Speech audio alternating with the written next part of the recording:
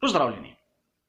Danes bom spregovoril o bolidu, katerega koncept vpliva še na današnjo sodobno Formulo 1. Eden izmed najbolj vplivnih mejnikov v celotni zgodovini razvoja Formule 1. Brabham BT52 iz leta 1983.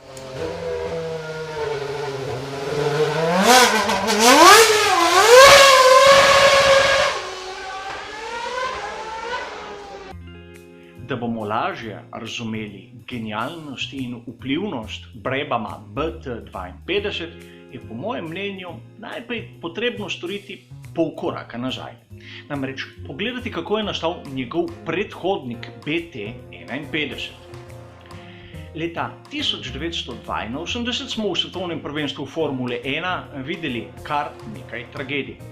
In odgovorni so razmišljali o tem, da bi ukinili bolide s stalnim efektom. A Bernie Ecclestone se s tem ni strinjal. Zato je zaukazal Gordonu Murrayju, naj naredi za naslednjo sezono 1983 bolid, kateri bo vseboval tiste tehnologije, katere so prevladovale v sezoni 1982. Nastal je BT51, katerega vidimo na teh redkih fotografijah.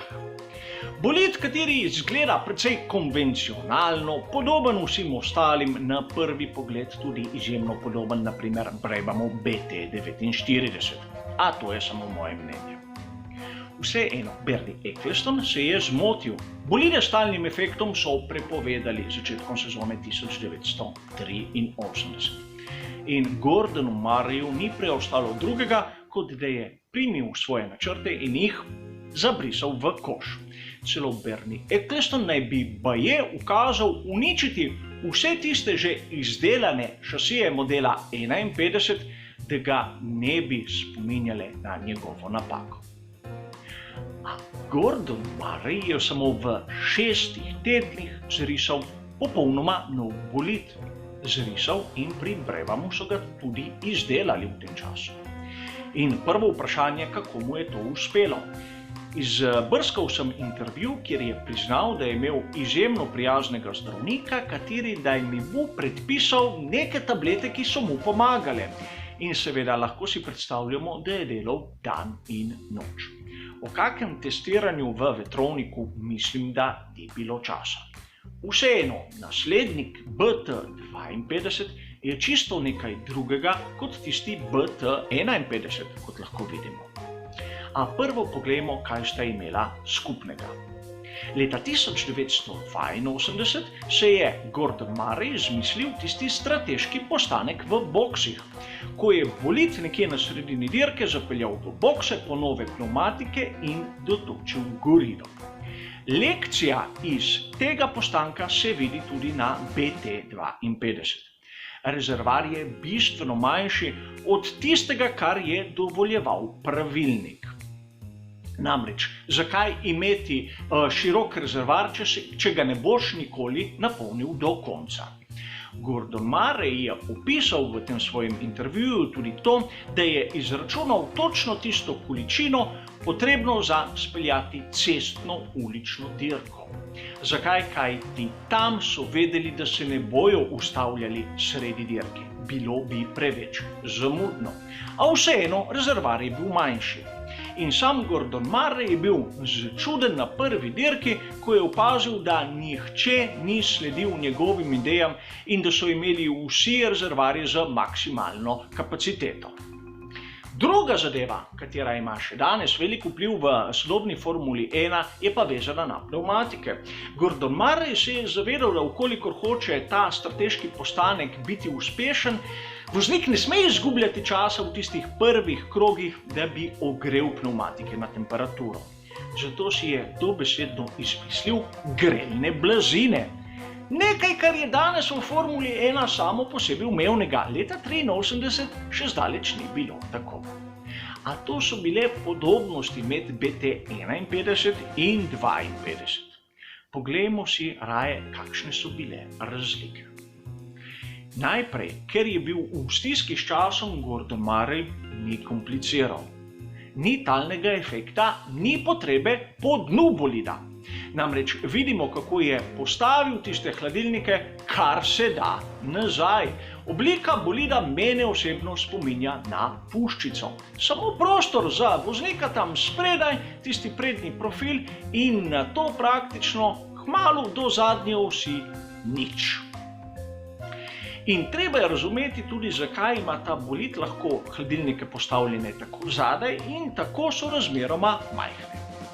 Njegov pogon je izhajal iz motorja BMW M12/13. Prva lastnost tega motorja, da je imel 4 cilindre in je bil linijski, v primerjavi z 6 cilindri V oblike pri Ferrariju in pri Renaultu. V bistvu imel je 2 cilindra manj in 1 turbino manj. To pomeni tudi bistveno manj mehanskega trenja. Manj mehanskega trenja, ker je bilo manj delov, pomeni tudi nižjo temperaturo oziroma manjše hladilnike. Povedano v enostavnih besedah. A ne si misliti, da Gordon Murray ni imel velikih težav pri projektu. Namreč turbina tega motorja BMW je izhajala iz projekta za tovornjak in ohišje je bilo lito železno. Sam je priznal, da ukolikor je bolid stal na mestu tam okrog 10 sekund, so se ležaji že začeli pregrevati. Zato si je izmislil poseben sistem ventilatorjev, da je zrak stalno krožil. Naslednja točka, katera je izjemnega pomena, je modularnost same šasije. Gordon Murray se je zavedal dveh zadev. Namreč pri BMW-ju so začeli delati posebno izpeljanko kvalifikacijskega motorja in vedel je, da pri Brebamu so izjemno majhna ekipa. Zato si je zamislil cel bolid kot nekako serijo majhnih modulov, katere lahko sestaviš in razstaviš brez izgube preveč časa. Naprimer, motor, hladilnik in menjalnik in zadnje vpetje je bil en kos, katerega so pripravili že v delavnicah. Do hladilne tekočine so že natočili in praktično na mizi preizkušali sklopko, preizkušali tesnjenje, preizkušali delovanje motorja. Nato na progi so samo privili na tisti prednji del.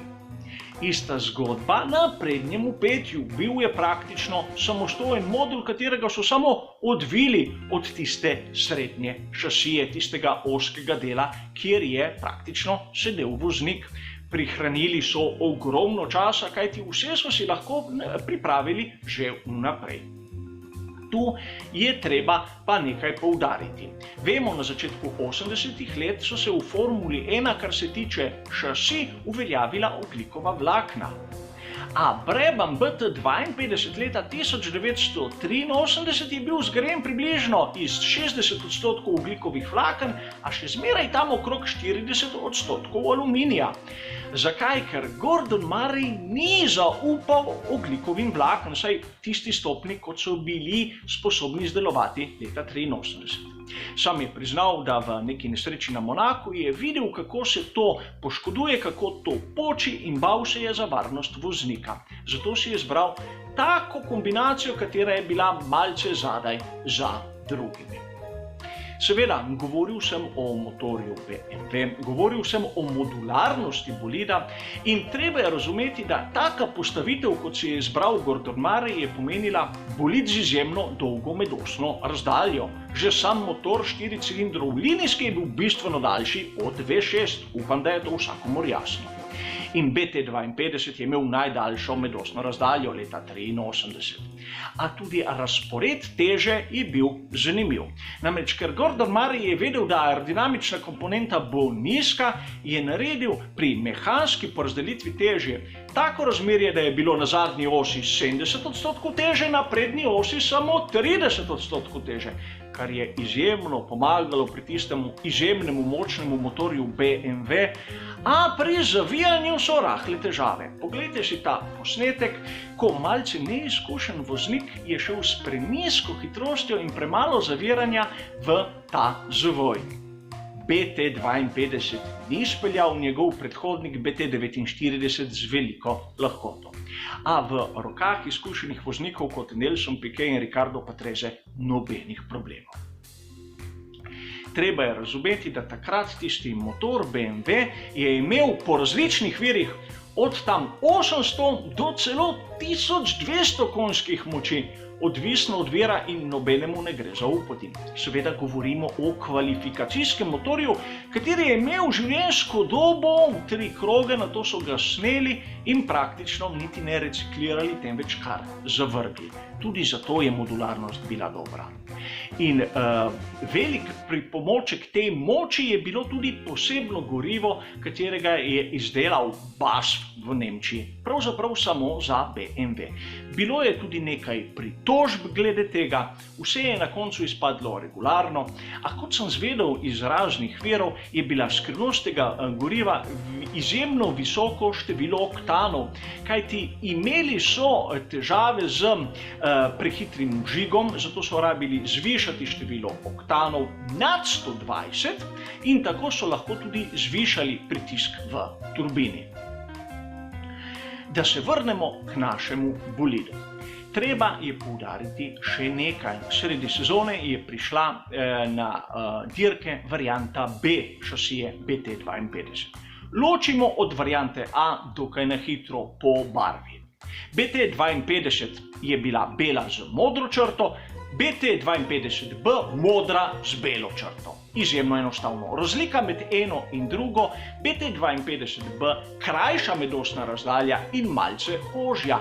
Verjetno tista težava z understeerjem se je pojavila in praktično v drugi polovici sezone je bil ta bolid sposoben zmagati bistveno več dirk kot v prvi polovici sezone. Nelson Piquet je z njim postal svetovni prvak. O njem sem že govoril v posebnem prispevku in ne bomo se zgubljali sedaj tu pri njegovem talentu. A zanimivo je nekaj drugega. V sezoni 1983 BT52 šele 3. bolid v skupnem seštevku konstruktorjev. To nam da poseben pogled, kako pomembna je bila tista zmaga v skupnem razporedu voznikov za Piqueja, koliko več je mogel pokazati in tudi kako BT52 ni bil toliko boljši od ostalih. Ni bil boljši, ampak je bil bistveno drugačen. Gordon Murray ga je opisal kot najbolj enostaven bolid, kar jih je kadarkoli videla Formula 1. In še ena zanimivost. Sam Gordon Murray je priznal, da paket je bil sestavljen tako, da edina variacija, katera je bila možna, je bila na prednjem profilu. Res ali ne, ne vem, v glavnem zanimiva zgodba enega izmed najbolj pomembnih bolidov v zgodovini Formule 1. Hvala za vašo pozornost in nasvidenje.